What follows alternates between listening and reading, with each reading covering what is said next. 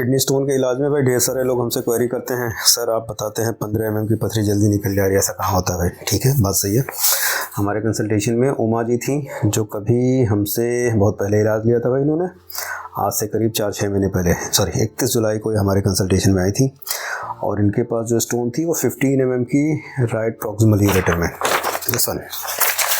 और ये झारखंड से बिलोंग करती हैं, इन्होंने भी कभी मेरा वीडियो देखा होगा। और फिर उसके बाद 2 महीने बाद इन्होंने अल्ट्रासाउंड करवाया और इन्होंने जो स्टोन निकली थी उसकी फ़ोटो भी हमें भेजी थी। उसके बाद दोबारा अल्ट्रासाउंड करवाया, स्टोन गायब हो गई। तो 2 महीने में ही स्टोन पूरी तरह से रिजॉल्व हो गई। अब इनके साथ एक इशू है कि भाई इनको एक यूट्राइन फाइब्रॉइड भी है जिसकी वजह से ढेर सारे लोगों ने डरा रखा है। जब इनको स्टोन हुआ था तब भी डराया गया था, 15 mm की स्टोन है, निकलवा लो, हाइड्रोनेफ्रोसिस हो रही है, किडनी डैमेज होने वाली है, बहुत ख़तरनाक कंडीशन में आ गई हो। लेकिन मेरा कंसर्न ये है कि मरीज़ को डराने के अलावा क्या बिना डर के भी हम उसका इलाज कर सकते हैं। भाई हाइड्रोनेफ्रोसिस यदि हो रही होगी, उसका GFR कॉम्प्रोमाइज़ हो रहा होगा और यदि उसकी वजह से उसकी किडनी डैमेज कर रही होगी, ठीक है, सीरम किडनी रेज कर रहा होगा, ब्लड यूरिया नाइट्रोजन चेंज हो रहा होगा, रेज हो रहा होगा और UACR urine albumin creatinine ratio गड़बड़ हो रहा होगा, श्योरली मैं नहीं रुकूँगा, ऑपरेशन के लिए रिकमेंड कर दूँगा। लेकिन यदि ये चीज़ें इंटैक्ट हैं तो भाई ऑप्शन है, कोशिश करनी चाहिए, इलाज सही से करना चाहिए। लेकिन इसका कोई शॉर्टकट इलाज भी नहीं है भाई। हमने दवा दे दी उस सिम्टम के बिहाफ पे और मरीज सही हो जाएगा, ऐसा नहीं है। केस हिस्ट्री को सही तरीके से लेना होता है, एनालिसिस सही तरीके से करना होता है और सही तरीके से दवा देनी पड़ती है। रेगुलर फॉलोअप में रहना पड़ता है क्योंकि बड़ी स्टोन है ना भाई, कहीं आके यूरेटर में फंस गई नीचे, हो जाएगा काम गड़बड़। और कहीं ये ब्लैडर से आगे निकलते समय यूरेथ्रा को लेसिरेट कर दी, ज़िंदगी भर के लिए स्ट्रक्चर के मरीज आप बन जाएंगे। और स्ट्रक्चर के मरीज कितने बुरी कंडीशन से सफ़र करते हैं वो उनसे ज़्यादा बेटर कोई नहीं जानता है। इसीलिए स्टोन की तुलना में नई बीमारी क्रिएट करना मुश्किल काम है।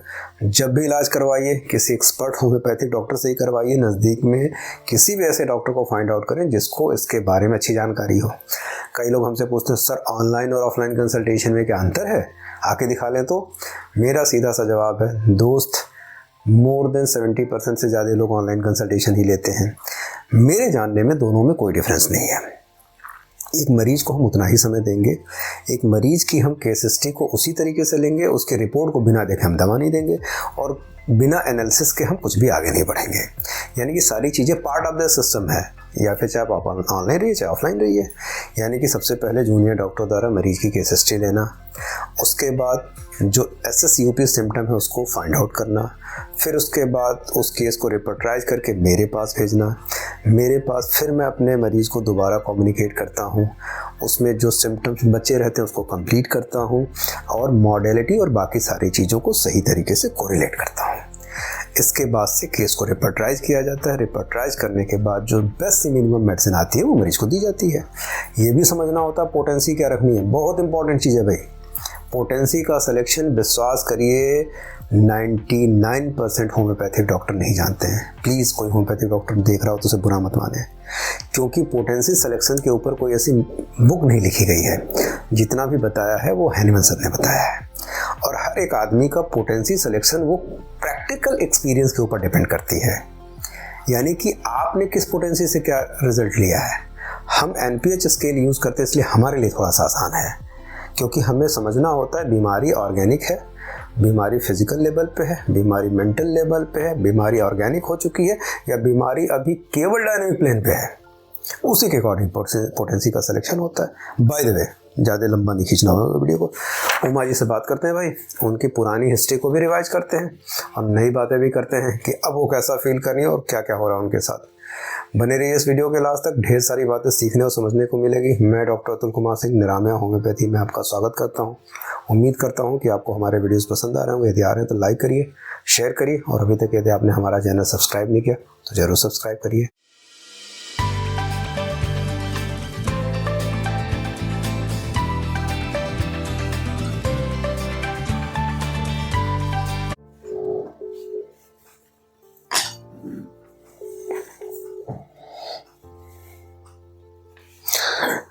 हाँ जी उमा जी, कैसी हैं आप? नमस्ते जी, कैसी हैं आप? ठीक है सर। चलिए, तो स्टोन तो निकल गया आपका 2 महीने में? हाँ हाँ सर निकल गया। चलिए बहुत बहुत बधाई आपको। और अब केवल आपको फाइब्रॉइड की बच्चेदानी में जो गांठ है और जो सर्विक्स में दिक्कत आ रही है बच्चेदानी के मुंह पे, उसके लिए दवा देनी है, ठीक है ना? ठीक है सर। अच्छा, अब हम जानना चाहेंगे कि जब आपको बड़ी सी स्टोन थी तो डॉक्टर ने क्या बोला था आपको? सर स्टोन के तो बोले थे, सजेस्ट दिए थे कि स्टोन वाला डॉक्टर से मिलने के लिए। ऑपरेशन की सलाह दी गई थी आपको? हाँ सर ऑपरेशन का भी सलाह दिए वो लोग, लेकिन हम सर वो आपका में डॉक्टर था आपका नाम से सर, तो मेरे हस्बैंड आप ही सजेस्ट दिया कि ये सर से हम मिल लेते हैं, उसके बाद ही जो कुछ भी होगा तब करेंगे। ठीक है,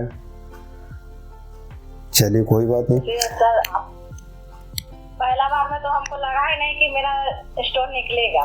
अच्छा, पहली बार में आपको जब आपसे फिर नहीं लगा सर, फिर आपसे दोबारा बात की है तो उसके बाद ये भरोसा हो गया कि सर कि आप जो दवा ट्रीटमेंट कर रहे हैं तो हम निकल ही जाएगा।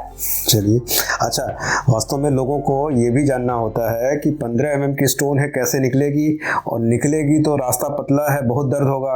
तो आप अपना एक्सपीरियंस हमें बताएं कि वास्तव में जब स्टोन निकली तो आपको दर्द हुआ या नहीं हुआ? कुछ भी नहीं हुआ सर, हमको तो पता भी नहीं लगा कि कब स्टोन निकल गया। वेरी गुड भाई। कुछ भी नहीं। तो ऐसे लोगों को आप क्या सलाह देंगी जो लोग खास करके ये सोच के बैठे हैं कि स्टोन 15 mm तक की हो गई तो बिना ऑपरेशन के नहीं निकलेगा?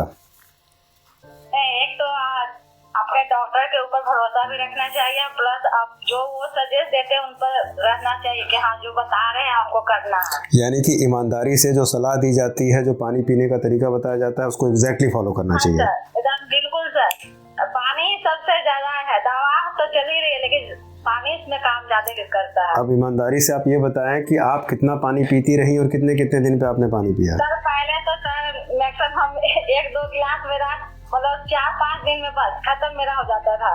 ठीक है, लेकिन सर जब स्टोन पता चला तो बहुत कोई बताया कि पानी ज्यादा पीना, लेकिन आप तो फिर आपसे हम मिले तो आप तो दिए कि आप जितना भी पानी पी सकते हैं, लेकिन हम सर मैक्सिमम 7 लीटर तक पानी पीते थे सर। एक मिनट लाइन पे रहिएगा। सबसे ज़रूरी चीज़ होती है, देखिए भाई, यदि आप 400 से 500 ml एक घंटे पे पानी पिए और दिन जो होता है वो 14 से 16 घंटे का होता है, तो कम से कम 7 से 8 लीटर पानी। कई मरीज ऐसा करते हैं कि वो पानी पीने में कंजूसी करते हैं भाई, उनको लगता है डॉक्टर साहब जादू वाली दवा दे दे ठीक हो जाए। अपने मेहनत नहीं करनी है भाई, बिना आपके प्रिकॉशन के दवाइयाँ यदि स्टोन को ब्रेक भी करेंगी तो वहीं के वहीं रह जाएगी। अब दूसरी बात समझिएगा, इनके केस में 15 mm की स्टोन बाहर निकली और इनको मालूम भी नहीं चला।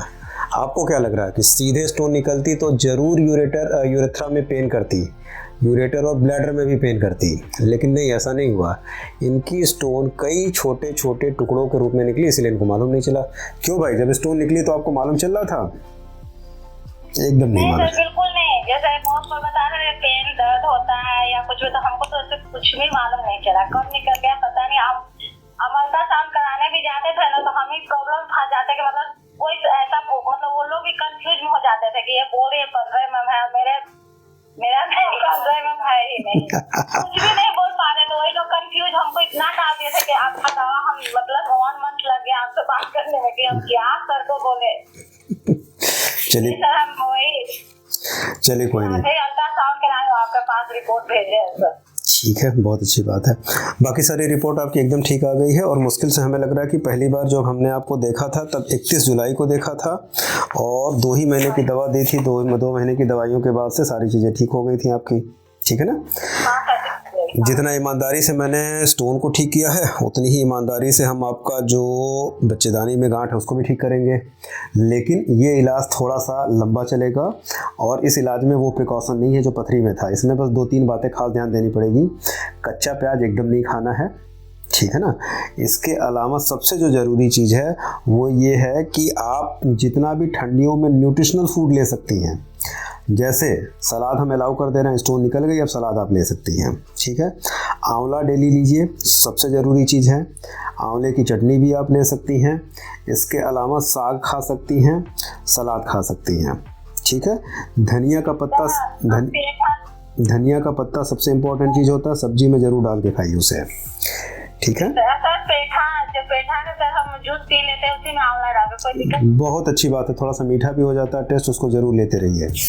बाकी दवाइयाँ हम आपको भेज रहे हैं और ये दवा जब मिल जाएगी तो मैम से एक बार कम्युनिकेट करके आप अपनी दवा शुरू कर लीजिएगा, ठीक है। सर वो भी जैसे सर फैटी लीवर के लिए सर उसमें बताया कि मेरा फैटी लीवर भी है सर। फैटी लीवर है, फैटी लीवर के लिए दवाइयों की तुलना में सबसे ज़्यादा डिपेंडेंट होना चाहिए आपको डाइट पे। खाने में तेल की मात्रा कम कर लीजिए, तेल और मसाला एकदम कम कर लीजिए। और बाकी जो हम दवा दे रहे हैं यदि वास्तव में तेल मसाला आपने कम कर लिया तो इससे फैटी लीवर भी धीरे धीरे सबसाइड होता शुरू हो जाएगा, ठीक है। कभी कभी सर दर्द ऑटोमेटिक सर दर्द करता है, जैसे पता ही नहीं चलता है किस वजह से हो रही है हमको। जब भी किसी को सर में दर्द होता है पहला काम ये करना चाहिए, भूखा नहीं रहना चाहिए। यानी कि सुबेरे बहुत जल्दी नाश्ता करना होता है, 8 बजे तक नाश्ता कर लीजिए आप, 8 से 9 बजे तक। जितना ही लंबे देर भूखी रखेंगी उतना ही आपको दर्द होगा। इतना काम करिए। यदि एक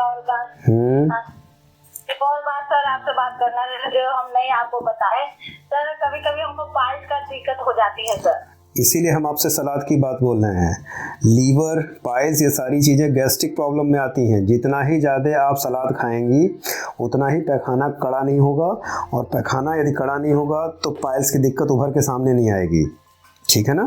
ठीक है। तो आप ये काम करना शुरू करिए, पाइल्स की दिक्कत आपको नहीं पड़े। अच्छा एक चीज़ बता दीजिए, पाइल्स ब्लीडिंग वाली है, खून वाली है कि बादी वाली है?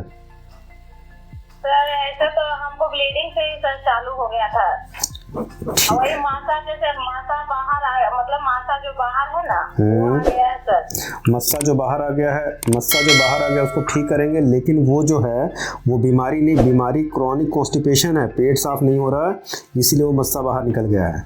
पेट साफ होना कभी कभी सर जैसे कभी सर ऐसे होता है ब्लडिंग आता है, लेकिन सर हम अपना से तो मतलब परहेजी से करते सर, लेकिन कभी कभी स्वाद कहिए मेरा मुंह कहिए जिस खा लेते सर जो गैस बन जाता है। जिस भी दिन आप स्वाद के लिए आप अपना टेस्ट बदलना चाहते हैं उस दिन सलाद की मात्रा बढ़ा लीजिएगा, ठीक है सर। इतना काम करिए, ठीक है। बाकी दवाइयाँ हम भिजवाते हैं, कोशिश करेंगे आज ही डिस्पैच में लगा दें, ठीक है। ठीक है सर, आप भरोसा कर सकते हैं ना सर कि जो आगे दिन हमको दिक्कत ना हो सर? एकदम भरोसा कर सकते हैं, लेकिन जितना ईमानदारी से आपने पथरी में परहेज किया उतनी ही ईमानदारी से आगे बढ़िए, ठीक है। ठीक है सर, थैंक यू सर। नमस्ते जी। नमस्ते सर। ठीक है भाई, तो सबसे ज़रूरी चीज़ ये है सही तरीका, सही अप्रोच, सही प्रिकॉशन और रेगुलर मेडिकेशन, और समय समय पे जांच। यदि इतना कर पा रहे हैं तो ठीक है, और नहीं कर पा रहे तो ऑपरेट करवा लीजिए। Thank you.